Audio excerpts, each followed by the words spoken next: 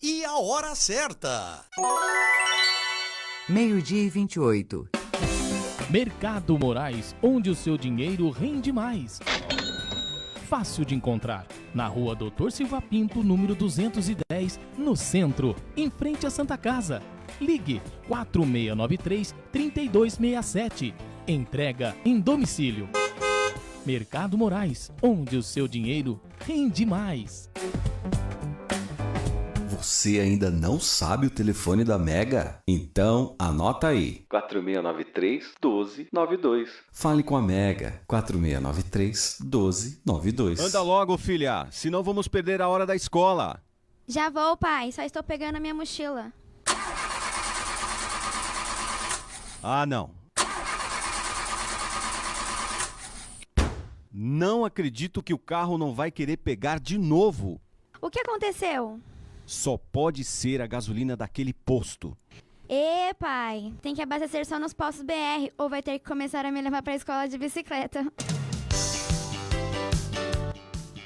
São 3 postos da rede Petrobras em Guararema. No bairro Ipiranga, o Alto Posto Reino Sol está localizado na Avenida Antônio Teixeira Muniz, número 1810. No Itapema, você encontra o Alto Posto Porta do Sol, na Avenida Doutor Ademar de Barros, número 662. E no centro está o Alto Posto Manhãs do Sol, na Rua Marcondes Flores, número 500. Rede Petrobras. Além da honestidade e tecnologia, o prazer de bem servir.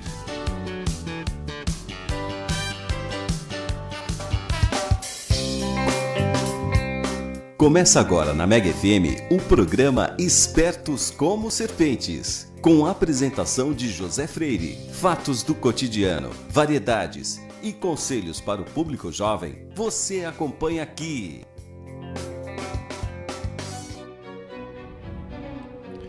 Observai os que vos rodeiam, e vereis como avançam perdidos em sua vida. Vão como sonâmbulos, dentro de sua boa ou má sorte, sem ter a mais leve suspeita do que lhes acontece. José Ortega y Gasset, filósofo espanhol. Uma boa tarde a todos, é uma satisfação novamente entrar no trabalho de vocês, na casa de vocês, no carro, onde quer que vocês estejam. Gostaria de agradecer pelo prestígio que estamos recebendo, ficamos muito agradecidos por isso. Agradecemos a você, querido ouvinte, que nos acompanha pela rádio ou pelo Facebook. E hoje daremos continuidade ao nosso programa com o tema da vocação, mais especificamente do discernimento vocacional, ou seja, como que eu descubro a minha vocação. E desde o primeiro programa, o tema da vocação tem sido um tema trabalhado aqui, porque vocação é basicamente o que você é, ou seja, o que você é chamado a fazer no mundo. Então, vocação, como eu disse, vem do termo em latim vocare, que significa chamar. Ou seja, cada pessoa é chamada a realizar um papel no mundo, dentro da sociedade, dentro da sua comunidade, da sua família. E eu comecei a trabalhar a ideia da vocação com vocês com o livro O Feijão e o Sonho. E eu apresentei a seguinte questão: eu devo fazer as coisas por prazer ou por dinheiro? Especificamente a escolha da minha profissão. E eu disse que nenhuma das duas. Por quê? Porque por mais que determinada profissão ou atividade seja prazerosa, toda profissão tem aspectos que nós não gostamos. E tudo bem, se eu não vou escolher uma coisa por prazer, eu tenho que escolher então por dinheiro. E eu falei que isso também é problemático porque nós, seres humanos, o dinheiro não é suficiente para nos motivar a realizar algo. Nós somos pessoas que... Nós não somos como os animais que recebem basicamente uma quantidade certa de comida e conseguem satisfazer algumas de suas necessidades e ficarem satisfeitas. Não, nós precisamos de algo maior que o dinheiro não é capaz de satisfazer. Então eu disse que essa aparente contradição é resolvida por meio de um terceiro elemento que a transcende, que é o sentido. Então você não tem que fazer as coisas por dinheiro nem por prazer, mas sim porque elas fazem sentido. Uma vez realizando as coisas por sentido, o dinheiro e o prazer entram como elementos acidentais, ou seja, ele pode não estar presente. Sempre lembrando o exemplo do comediante canadense Jim Carrey. Ele começou a fazer caretas e contar piadas para alegrar a mãe que estava numa cama por conta de uma série de doenças. ele não fazia isso nem por dinheiro nem por prazer, mas porque fazia sentido aliviar um pouco o sofrimento da mãe dele. Posteriormente, o elemento do dinheiro se tornou parte da vocação dele porque ele se tornou um comediante muito bem sucedido em Hollywood. Então, esse tema da vocação está intimamente ligado com o sentido. E o que é o sentido? Bom, como eu disse na transmissão passada, uma pessoa que nunca viu a luz, como que você explica o que é a luz para ela? É muito difícil, não? Então, você tem que, na verdade, fazer com que essa pessoa vivencie a luz. Da mesma maneira com o sentido. Eu posso explicar aqui, mas em última instância é algo que você precisa vivenciar no seu cotidiano, com os relacionamentos que você estabelece, com o trabalho que você exerce e com o que você realiza no âmbito do seu lazer. Então, o que eu disse com relação ao sentido? Se você quiser ir para São Paulo, você pergunta, para qual sentido é São Paulo? Ou seja, simbolicamente nós podemos entender o sentido como uma seta que aponta para o objeto que é capaz de satisfazer alguma necessidade. Então, qual que é o sentido da fome? O sentido da fome é o alimento. O sentido é aquilo justamente que aponta para o alimento, capaz de satisfazer a necessidade que é a fome. Qual o sentido da sede? O sentido da sede é a água. Qual o sentido do instinto sexual? É o ato sexual. Ou seja, o sentido nós podemos entendê-lo simbolicamente como se fosse uma seta. Agora, na transmissão passada demos um passo à frente. É possível existir sentido no sofrimento? E a minha afirmação foi que sim. E eu afirmei isso com base no livro Em Busca do Sentido, do psiquiatra austríaco Viktor Frankl, que passou mais de 3 anos em campos de concentração. E ao sair desse campo, ele descobriu que a esposa, a mãe e o irmão tinham sido mortos nesses campos.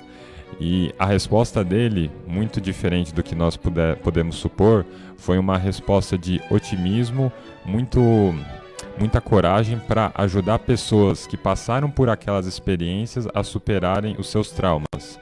Então tem até uma frase famosa dele que diz: encontrei o sentido da minha vida ajudando outras pessoas a encontrarem o sentido da vida delas. Então é possível você encontrar sentido, inclusive no sofrimento, se você sofrer por amor. E o sofrimento por amor é algo que está muito próximo de nós. É o sofrimento do pai que acorda de madrugada porque o filho está chorando, porque o filho precisa ser alimentado. É o sofrimento de alguém que numa mesa de almoço ouve um comentário meio maldoso e deixa passar para não instaurar um clima de guerra na casa. Enfim, isso só faz sentido se você está fazendo isso por um ato de amor. E o amor é algo que é orientado para fora da pessoa, é querer o bem de alguém independentemente do resultado que você vai obter em troca. E foi mais ou menos aí que nós paramos na transmissão passada. Tudo bem, eu acho que já está relativamente claro o que eu quero dizer por sentido e vocação. Mas na verdade é agora que a brincadeira realmente começa. Por quê? Porque resta saber agora, tudo bem, mas qual é a minha vocação? Por isso que eu disse que a brincadeira só começaria agora, né? Então, como que eu descubro a minha vocação? E a primeira coisa que eu tenho a dizer é que eu não tô aqui ensinando qual profissão você deve escolher, porque a vocação é algo muito maior do que a profissão. A profissão é somente um aspecto da vocação. Como eu disse, quando eu falo trabalho, eu não entendo o trabalho somente como trabalho profissional, mas sim também o trabalho doméstico e o trabalho voluntário como elementos constitutivos da vocação de toda pessoa. E você não realiza a sua vocação somente por meio do seu trabalho, mas também por meio dos relacionamentos que você constitui no âmbito da sua família, no âmbito das suas amizades e também o que você faz nos seus momentos de lazer. Todos esses 3 campos, diria, o campo do trabalho, o campo social e o campo do lazer, são elementos que constituem a sua vocação. O campo profissional, do trabalho profissional, é simplesmente um aspecto, e eu diria até que não é o aspecto mais importante. Então, o que eu estou querendo dizer aqui é que antes de você perguntar o que você vai fazer, você tem que ter muito claro quem você é. Eu gostaria de passar um breve exercício com o qual eu me familiarizei por meio do seminário de filosofia do professor Olavo de Carvalho. Na primeira aula, o professor Olavo ele passa o seguinte exercício. Imagina que você morreu e você tem um amigo. E esse seu amigo está explicando para uma terceira pessoa, um desconhecido, por que a sua vida foi uma vida digna de ser vivida. Ou seja, o seu amigo está contando para alguém por que você foi um sujeito digno na vida. Então, você tem que partir do seguinte pressuposto, que você foi capaz de realizar tudo aquilo que você quis realizar na sua vida. Então, você viajou, você acabou com a fome na África, você se casou, teve 3, 4, 5 filhos, etc, etc. Imagine que você atingiu o máximo, tudo aquilo que você quer atingir na sua vida. Qual que seria essa imagem? Qual que é a imagem que as pessoas que estão de fora da sua vida teriam? Então a ideia é, você escreve como se você fosse o seu amigo contando para alguém o motivo pelo qual a sua vida foi uma vida digna de ser vivida. Nada mais do que 40 linhas, porque dessa maneira você tem muito claro qual, digamos assim, é o seu objetivo. Quando você não tem um objetivo claro, a sua vida é como aquela pessoa que resolveu pegar o metrô na estação da Sé às 6h30 da tarde. E para quem já teve essa experiência, sabe que você não precisa fazer nenhum esforço para se mover, uma vez que você está na estação da Sé, esperando para entrar no metrô. Porque a aglomeração é tamanha que você simplesmente é empurrado para dentro. E se você não toma cuidado, você não consegue descer na estação que você quer descer. Então, a pessoa que vive a vida como se não tivesse um objetivo claro é a pessoa que está na estação da Sé e não sabe para onde quer ir. E ela simplesmente vai sendo levada pela manada de pessoas que está ao seu redor. Então, o que eu estou propondo com esse exercício é que vocês escrevam um necrológio, ou seja, morreu tal pessoa, mas escrever esse necrológio como se você fosse o seu amigo escrevendo para um desconhecido sobre a sua vida. Dessa maneira, vão acontecer duas coisas. Você vai ter que começar a pensar sobre o que você quer para a sua vida e, segundo, tendo consciência de que você vai morrer um dia, você percebe o quão valioso é o seu tempo. O tempo é o recurso mais valioso que nós temos, porque quando nós morremos, nós justamente não temos mais o que? Tempo. Tudo aquilo que nós fazemos, nós realizamos no tempo. Então, sem tempo, você não tem mais nada para fazer.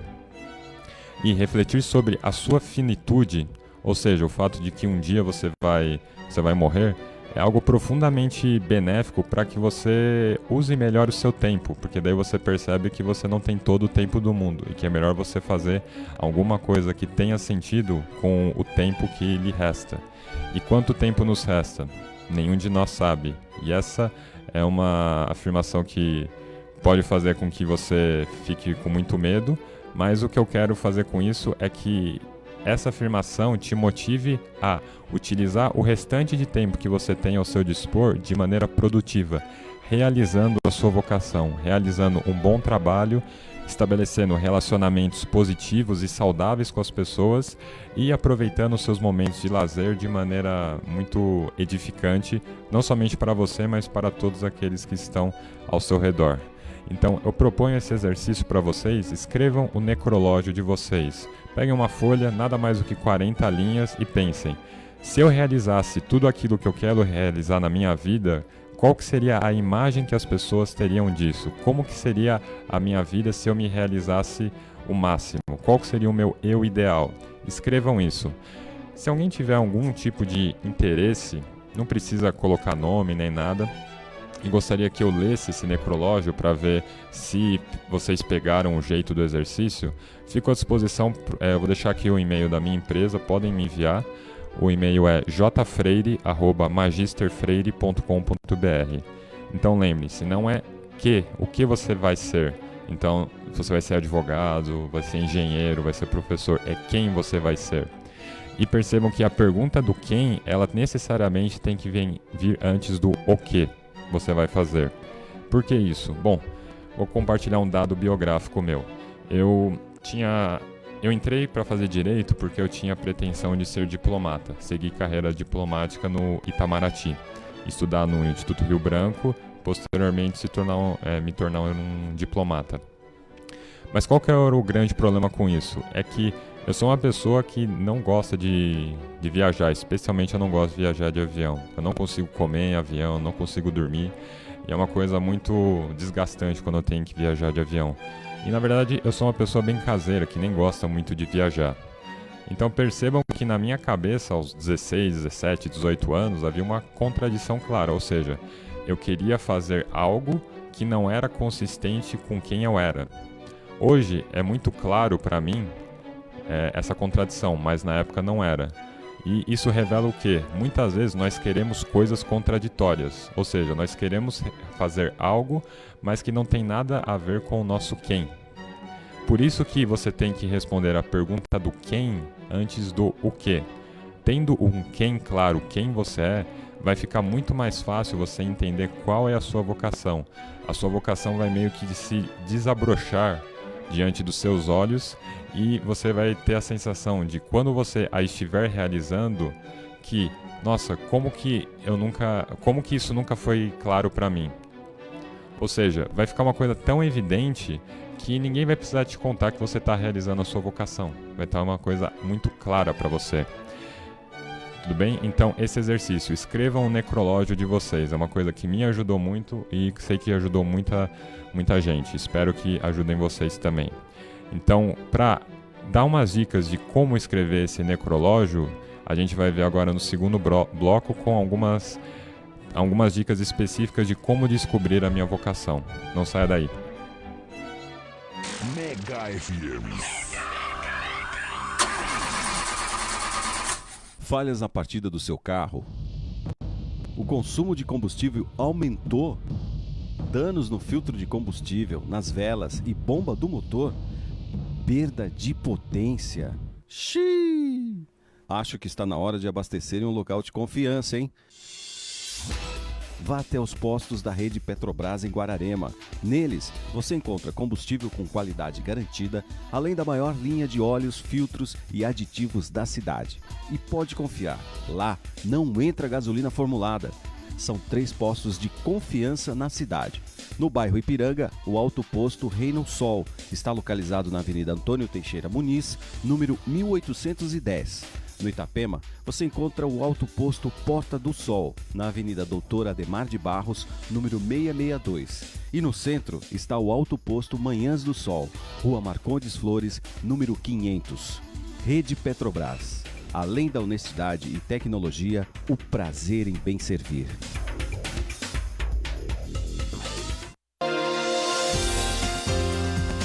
Quer saber o que acontece no mundo dos negócios? Acompanhe o programa Gazeta do Comércio em Foco, uma produção dos jornais O Novo e Gazeta do Comércio, em parceria com a Mega FM. A qualquer momento, notícias exclusivas para você. Você sabe o que rola aqui na Mega, domingo, às 10 da manhã? Programa Mega Festa. Produção e apresentação, Gomes Mazurca. Programa Mega Festa, domingo, às 10 da manhã. Vem pra festa! Estamos de volta então. Uma recomendação de um bom filme para ver como que pensar sobre a morte pode ter um efeito positivo sobre o dia a dia de uma pessoa é o filme Mais Estranho do que a Ficção, com Will Ferrell, tem no Netflix. Trata-se de um auditor da Receita Federal nos Estados Unidos que, em dado momento, ele começa a ouvir uma voz que está contando toda a vida dele, todos os passos que ele realiza no dia a dia, essa voz está falando. E, em dado momento, a voz fala que ele vai morrer. Uma vez consciente da morte dele, que ela se dará em breve, você vai perceber que no filme as prioridades dele mudam rapidamente, porque ele toma consciência de que ele é um ser finito e que a finitude dele significa que um dia o tempo dele vai acabar e que o tempo que resta para ele ainda precisa ser empregado de maneira muito produtiva. Essa ideia também do exercício do necrológio é inspirada num livro chamado A Rebelião das Massas, de José Ortega y Gasset, o filósofo que eu citei na abertura do programa, que ele fala que as verdadeiras ideias, as que importam mesmo, são as ideias dos náufragos. Então você vai saber o que está genuinamente no seu coração quando você estiver sozinho numa ilha ou no meio do mar agarrado a uma tábua. Aquilo que estiver no seu coração, aquilo que você estiver pensando, é aquilo que você realmente é aquilo que realmente é caro, é algo pelo qual você tem afeto. Então, as ideias que realmente importam são as ideias dos náufragos. Aquela pessoa que está numa situação extrema na beira entre a vida e a morte. É aí que você vai conhecer quem você realmente é, aquilo pelo qual você realmente preza. Tudo bem? Então, para ajudar no discernimento vocacional e na redação do necrológio, eu tenho algumas dicas aqui. A primeira delas, talvez seja muito difícil você descobrir o que você gosta, aquilo que você quer realmente realizar. Então comece tentando fazer uma lista daquilo que você não gosta, de cara que você jamais faria. Então, um exemplo, eu desde a 3ª série, o que seria acho que hoje o 4º ano, eu sou uma pessoa que tem dificuldade em matemática. Então ficou bem claro, logo no início na minha adolescência, que qualquer carreira ligada à área de exatas estava descartada. Então qualquer tipo de engenharia, estatística, mesmo economia, eu realmente não ia me dar bem. Porque é uma dificuldade que eu tinha e ainda tenho em grande medida, então simplesmente não valia a pena investir meu tempo naquilo. Estava muito claro para mim, era claríssimo que eu não seguiria nenhuma carreira ligada à área de exatas pela minha dificuldade em matemática. Então, se você não sabe o que você vai fazer, comece fazendo uma lista determinando aquilo que você tem certeza que você não vai fazer, aquilo que você não tem aptidão nenhuma para realizar. Isso já pode tirar uma série de coisas, uma série de possibilidades do seu caminho. E depois, tente verificar quais são os seus genuínos gostos. Na Suma Teológica, São Tomás de Aquino ele fala que os gostos são um bom ponto de partida. Percebam, um ponto de partida, não algo absoluto. Um bom ponto de partida para que você comece a vislumbrar a sua vocação. Porque... tudo bem, eu disse que o prazer e o dinheiro não são parâmetros sólidos para que você descubra a sua vocação. Mas é impossível você sustentar a sua vocação por um longo período de tempo se isso em alguma medida não te der algum tipo de prazer. Tá?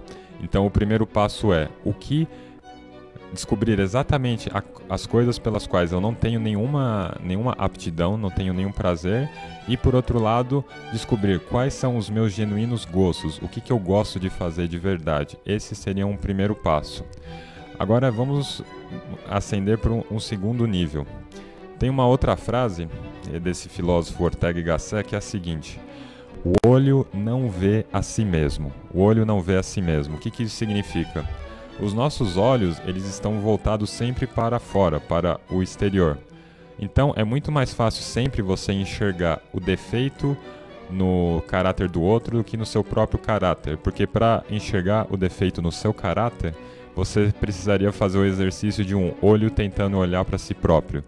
Então, é muito difícil, muitas vezes, a gente fazer uma análise genuína e fiel daquilo que nós realmente somos. Então, uma maneira de você atenuar esse problema é pergunte para uma pessoa próxima que te conheça profundamente, um amigo, um membro da família, um professor, aquilo que você faz bem. Porque assim, às vezes você realiza tanto uma coisa desde a sua infância da mesma maneira que você não consegue reconhecer aquilo como sendo algo bom. Ou seja, você sempre faz a coisa daquele jeito e você às vezes parte do pressuposto que todo mundo faz, todo mundo tem a mesma facilidade que você, mas nem sempre é assim. Então, às vezes um olhar externo de uma pessoa que realmente te conhece pode ajudar muito no seu discernimento vocacional, porque essa pessoa pode justamente apontar para você o que o olho não vê, o que você não consegue enxergar em si próprio. Mas quando eu falo uma pessoa, não é qualquer um, como eu disse, é uma pessoa que te conheça profundamente. Pai, mãe, irmão, amigo, professor, alguma figura de autoridade pela qual você tenha respeito, que te conheça profundamente. Esse seria o segundo passo. Então, o primeiro passo, descobrir as coisas pelas quais eu não tenho nenhum prazer, que eu não tenho aptidão nenhuma para fazer. Depois, descobrir os meus gostos. E o segundo nível, perguntar a uma pessoa que me conheça profundamente o que eu faço bem, no que eu sou bom. O terceiro passo, eu já falei sobre isso tanto no primeiro como no segundo programa, consiste em identificar a que tipo de dor, a que tipo de sofrimento, a que tipo de circunstância antagônica você tem uma resistência específica. Como eu disse, é impossível você ser médico se você não aguenta ver sangue. É impossível você ser atleta se você não é capaz de lidar com a dor física. Então, a resistência específica a um tipo de dor é um sinal seguro de que você talvez tenha vocação para realizar uma determinada tarefa. A que tipo de dor específica você tem resistência? Essa é uma pergunta importantíssima para saber qual a sua vocação. Porque muitas vezes você, durante um certo período de tempo, vai precisar sustentar a sua vocação, ainda que ela não te traga nenhum prazer. No longo prazo, obviamente, sem nenhum tipo de prazer, é insustentável uma vocação. Mas no curto prazo, muitas vezes isso vai ser necessário. Acho que toda pessoa que pratica esporte seriamente sabe disso. Então, durante a atividade física, você está se sentindo muito mal, você está suando, você está ofegante, você está sentindo calor, você está se sentindo muito mal. Então você faz a atividade física pelos frutos que ela pode render para você. Quando você acaba uma atividade física intensa e você conseguiu realizar aquilo que você se propôs no início, qual que é a sensação? A sensação é você conquistou algo, você está preenchido, aquela sensação de dever cumprido, todas aquelas substâncias liberadas no seu corpo que te geram prazer, etc. Pensando até em termos bíblicos, para o povo de Israel sendo escravo no Egito, entre o Egito e a Terra Prometida existe uma coisa chamada deserto. E chega um ponto que estar no deserto é pior do que ser escravo no Egito. E a pergunta é a seguinte: você está no deserto, o que você vai fazer? Você vai voltar para ser escravo no Egito ou aguentar essa dor por algum tempo e rumar à Terra Prometida? Então, qual é o deserto ao qual você tem maior resistência para passar, para lidar? E agora, um quarto ponto é, como eu disse, a vocação está ligada com sentido. E sentido é algo que você faz independentemente do prazer e independentemente do dinheiro. Que tipo de atividades você faria ainda que você não ganhasse dinheiro por isso e ainda que você não tivesse prazer no primeiro momento? Ou seja, o que você faz na sua vida que você vê sentido? Esses são, digamos assim, os 4 passos fundamentais para você conseguir escrever seu necrológio. Ou seja, o que eu detesto fazer, quais são os meus gostos, a que tipo de dor específica eu tenho resistência e o que eu faria independentemente do prazer e do dinheiro. Ou seja, o que eu faria por sentido. E um passo que eu acabei pulando é perguntar para uma pessoa que te conheça profundamente o que você faz bem. Com esse ferramental, você está bem habilitado para começar a discernir a sua vocação e a escrever o seu necrológio. Agora, a gente cai numa questão um pouco complicada sobre, tudo bem, eu já sei mais ou menos qual é a minha vocação, mas o que eu faço agora? E qual que é a grande dificuldade uma vez que você chega nesse ponto? Vamos supor, qual que é um dos grandes problemas da carreira de jogador de futebol? É que normalmente, o jogador de futebol é aquela pessoa que é excepcionalmente boa numa única atividade, o futebol. Tem aquela máxima do mundo financeiro que você não coloca todos os seus ovos numa única cesta, porque se essa cesta cair, todos os ovos vão se quebrar. Então, o problema do jogador de futebol é que às vezes ele aposta tudo numa única atividade, o futebol. E quando ele se aposenta ou se a carreira não dá muito certo, ele não tem o repertório suficiente para se recolocar no mercado de trabalho e nem mesmo na sua vida, porque basicamente se ele respira futebol, ele só sabe falar sobre isso e essa carreira não vinga, bom, é muito difícil ele fazer todo o movimento de retorno ao mundo que não envolve o futebol e desenvolver uma série de habilidades até profissionais. Por isso que é tão difícil, muitas vezes, um jogador que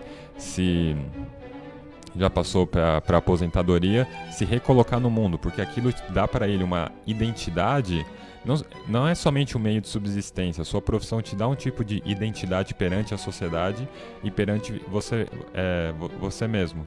Então, se você perde isso, você fica um tanto quanto desorientado. Então, esse é um dos extremos. É o extremo de você apostar tudo numa única coisa.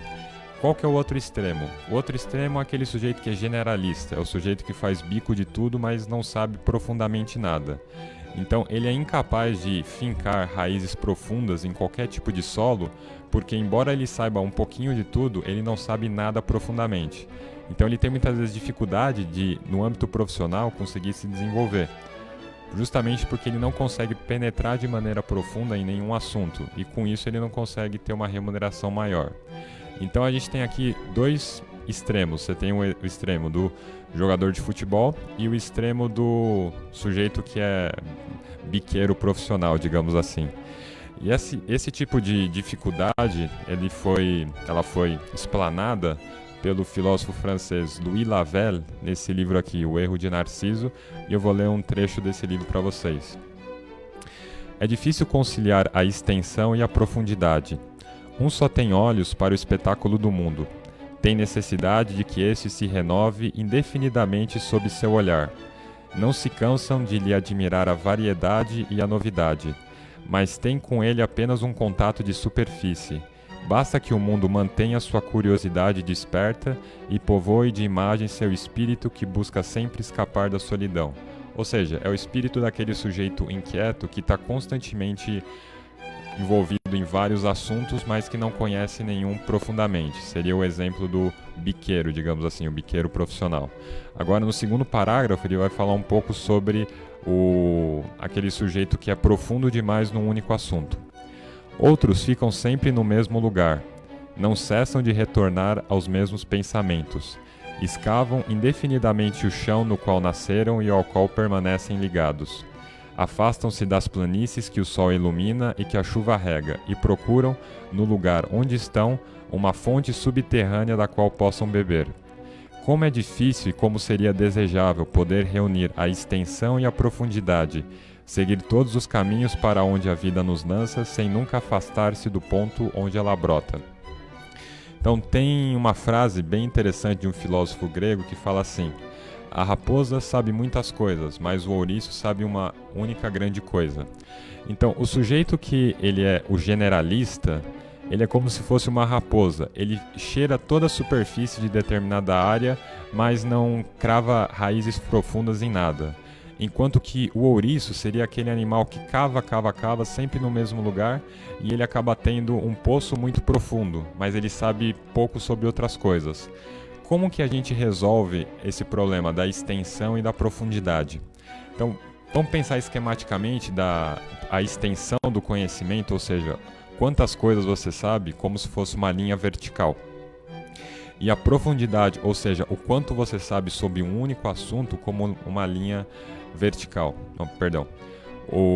A extensão numa linha horizontal e a profundidade numa linha vertical. Então, imagina que essas duas linhas, a horizontal e a vertical, elas se encontram justamente no meio uma da outra. Perceba que com isso você tem um formato perfeito de uma cruz.